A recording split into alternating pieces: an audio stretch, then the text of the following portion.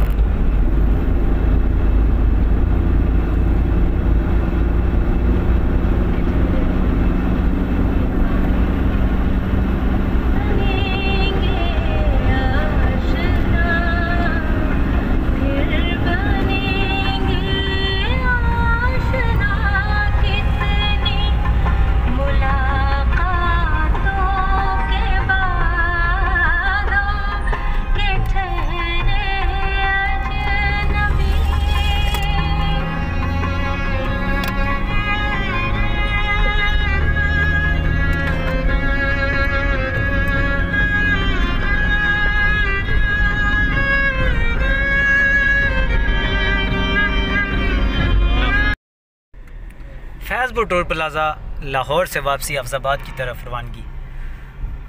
लाहौर में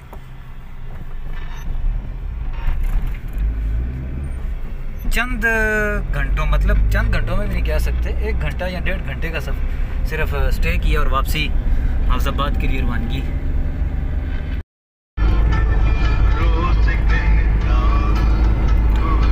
पिंड बढ़िया मोटरवे से उतर के जलालपुर बढ़िया की तरफ जाते हुए रोज़ कहता हूँ कि भूल जाऊँ तुझे,